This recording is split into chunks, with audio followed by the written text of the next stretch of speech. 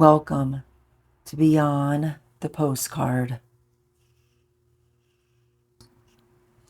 On the front, we see the impossibly clear, crystalline waters of Silver Springs, Florida. On the deck of the foremost boat, passengers lean over the edge, their fingers practically brushing the surface of what the promotional copy on the back calls Nature's Underwater Fairyland. But let us flip this card over and inspect the anatomy. This postmark is stamped with absolute clarity. Denellen, Florida. The date frozen in the metal cancellation stamp is August 10th, 8 p.m., 1960. Look at the top left corner. The sender wrote a quick date check, Tuesday the 9th. They were sitting down to write this message on Tuesday, August 9th, 1960, and walked it to a post office box. It was processed the following evening. The handwriting is executed in a deep, vibrant liquid blue ink, likely from the mid-century fountain pen or an early ballpoint. The message flows with the casual, breezy rhythm of a classic road trip. We enjoy our trip and are going to St. Petersburg to Tampa tomorrow. You should see its lovely waters and long bridges and palm trees. B and O. Think about the sentiment captured here. We enjoy our trip. It is simple, uncomplicated. It is the mandatory declaration of a successful mid-century American vacation. By 1960, the post-World War II highway boom was in full swing. Families packed into steel-bodied station wagons and sedans, navigating the newly constructed asphalt veins of the American South. They were chasing an idealized tropical frontier, completely insulated from the darker colonial histories of the swamps they bypassed. Now look at the recipient address block. Mr. and Mrs. Ray, Fredericksburg, PA. This tells a deep genealogical story. This card traveled from the humid, subtropical depths of Marion County, Florida, all the way up to the East Coast to rural delivery route number 1 in Fredericksburg, Lebanon County, Pennsylvania. Let us pause and examine the stamp that paid for the journey. Affixed to the upper right corner is pristine, deep purple, 3-cent United States postage stamp. This is the historic Liberty Statue stamp, part of the Liberty issue series introduced by the U.S. Post Office Department in the mid-1950s to replace the old presidential series. It features the iconic Statue of Liberty from the waist up, flanked by the bold words, U.S. postage, and the classic Cold War-era motto, God We Trust. In August of 1960, a domestic postcard actually required a 3-cent rate, which had been raised from 2 cents just a couple of years prior in 1958. The crisp edges of this stamp tell us it was applied with care. Pressed down by a thumb that had recently been slick with the humidity of Silver Springs. Who were the people waiting on the other end of this card? Ray and his wife were deeply rooted parts of the rural, agricultural fabric of Lebanon County, Pennsylvania, a landscape of rolling hills, stone barns, and deep German heritage. To receive a card like this in the late summer of 1960 was to receive a window into an alien world, a world of dark, prehistoric waters, ancient reptiles, and dense, blinding foliage. But what they could not see through the glass bottoms of those idealized boats was the deep, unsettling, violent, and downright creepy history that stains the very waters they praised. To understand what lay directly beneath those sightseeing boats in the 1960s, we have to look into the dark historical record of Silver Springs itself. The back of our postcard, that Silver Springs is known the world over as nature's underwater fairyland. This scene shows the electric glass-bottom sightseeing boats on crystal clear Silver River for the many visitors to enjoy the wonders beneath. But if you dive in a little closer, you learn that these crystal clear waters have served as a stage for human tragedy. corporate exploitation, bizarre ecological nightmares, and Hollywood-engineered terror. Silver Springs is not a mere lake. It is one of the largest artisan spring formations on the entire planet. Over 500 million gallons of water drop out of the subterranean limestone aquifers every single day, surging up through the vertical aquatic abyss known as vents. The main vent plunges into an absolute lightless subterranean cavern. For centuries, humans have been drawn to the mouth of this abyss, and for centuries, the abyss has collected their bones. We're going to get into the legend of Aunt Scylla, the tragedy of Claire and Bernice. Long before B&O arrived in their automobile in 1960, the local lore of Silver Springs was dominated by a haunting, tragic narrative dating back to the late 19th century. According to documented local histories, an elderly black woman known to history as Aunt Scylla lived in an isolated, moss-covered wooden cabin along the banks of the springs in the 1880s. Aunt Scylla had been an enslaved nursemaid who survived the Civil War, and she became the keeper of the springs' earliest ghost story. She bore witness to a forbidden, agonizing romance between a young, wealthy cotton plantation here named Claire Douglas and a beautiful but impoverished local girl named Bernice Mayo. Because of their vast societal and economic differences, Claire's aristocratic family fiercely forbade the union, tearing the young lovers apart. Bernice, broken-hearted and physically wasted away from grief, dragged herself to Aunt Scylla's cabin on her deathbed. She died in Aunt Scylla's arms, looking out over the clear, dark water of the springs. When Claire discovered that his beloved was dead, he was consumed by a sudden, manic madness. He took Bernice's lifeless, cold body into his arms, walked out onto the edge of the deepest limestone spring vent, and leaped into the water. Aunt Scylla claimed unto her dying day that as Claire dragged his dead lover into the depths, the limestone rocks at the bottom of the spring physically split open like a mouth to receive the unhappy lovers, closing over them forever. For decades, early tourists would peer down into the limestone crevices through the primitive wooden viewing boxes, swearing they could see the pale, calcified shapes of two human skeletons locked in an eternal, watery embrace at the bottom of the vent. By the 1930s, 40s, and 50s, Hollywood discovered that the terrifying clear water of Silver Springs was the perfect location to film underwater horror and adventure. The park became an active cinematic factory, but the productions left behind an unsettling legacy. If you look closely at the water in our 1960s postcard, you are looking at the exact underwater set of classic horror. This is where Universal Studios filmed the iconic underwater sequences for The Creature from the Black Lagoon in 1954, as well as its sequels, Revenge of the Creature and The Creature Walks Among Us. The legendary monster, the Gill Man, was played in the underwater scenes by a local swimmer and stuntman named Riku Browning. Browning had to wear a heavy, suffocating, claustrophobic latex and rubber monster suit that lacked any internal oxygen apparatus.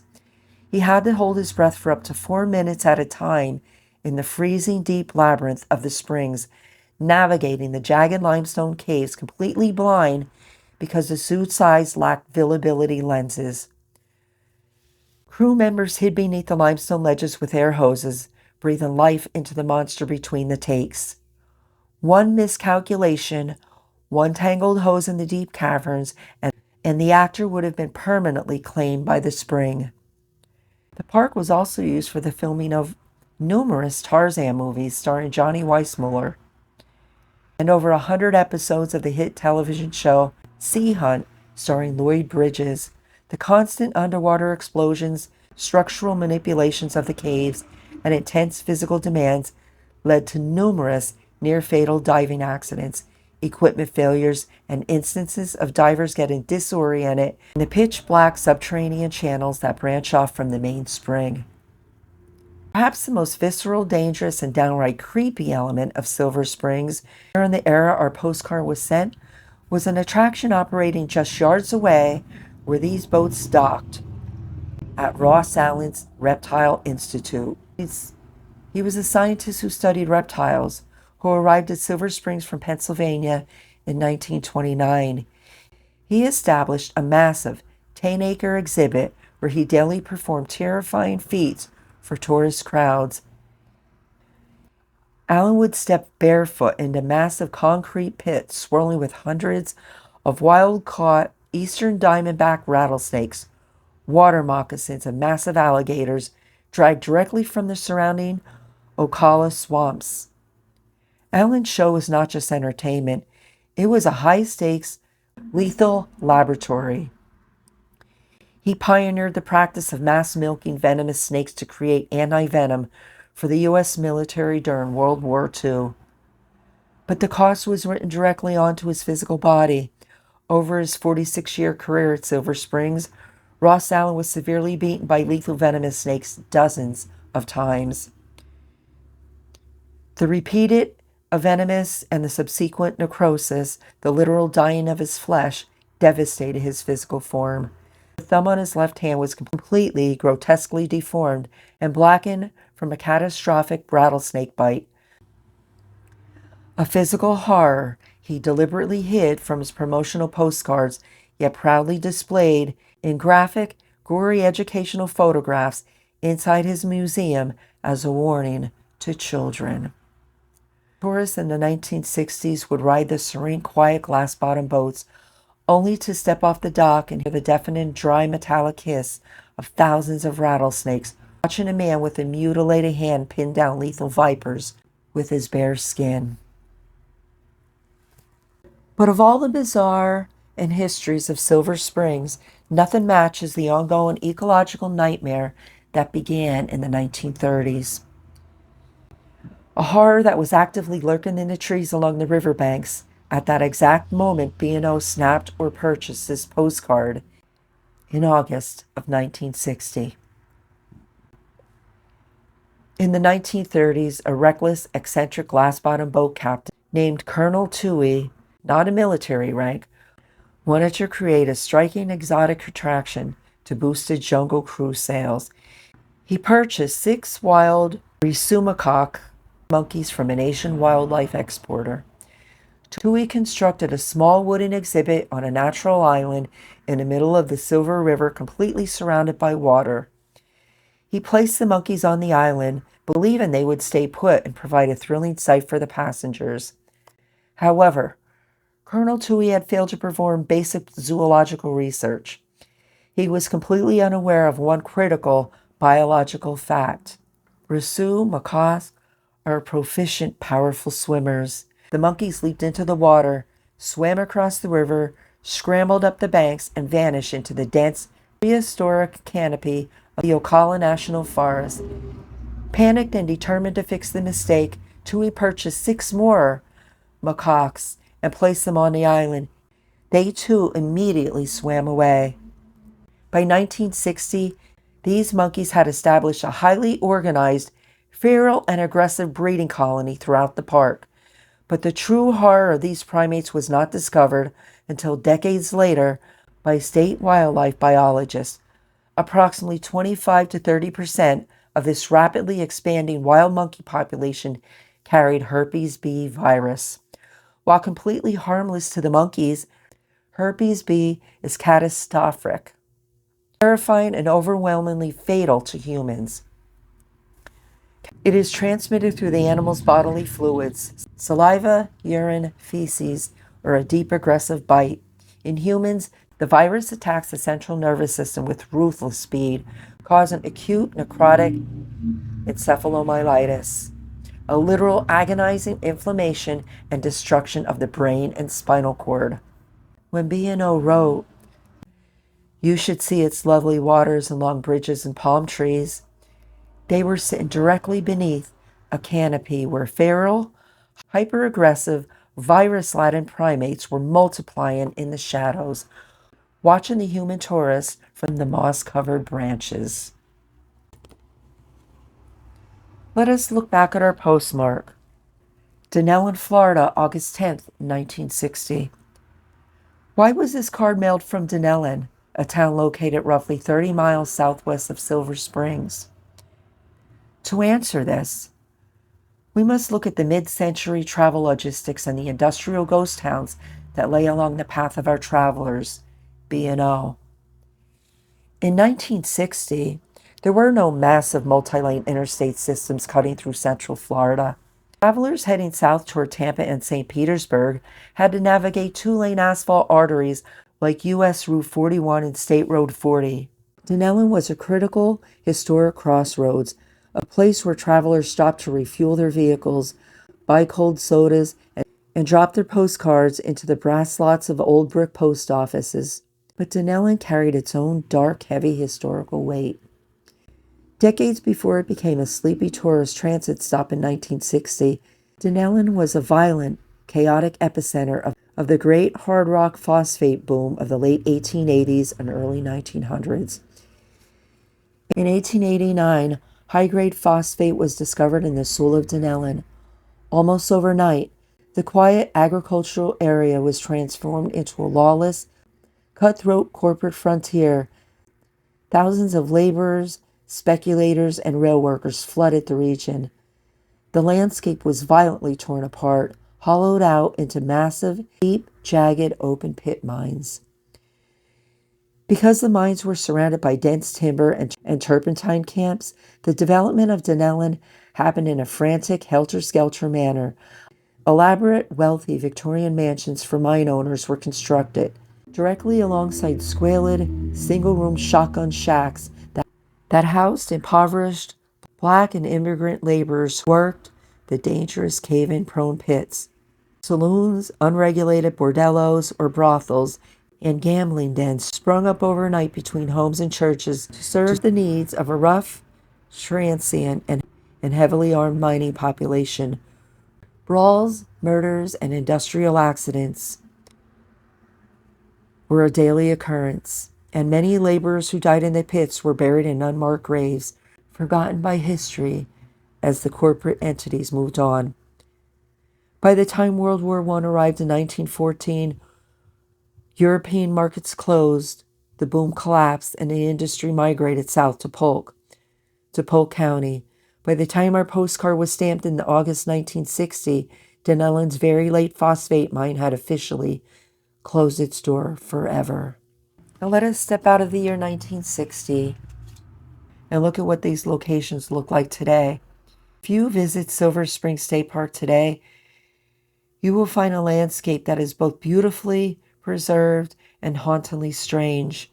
In 1993, the state of Florida purchased the property, officially transitioning it from a commercial private amusement park into a protected state park, finally shutting down the remaining commercial exploitation exhibits by 2013.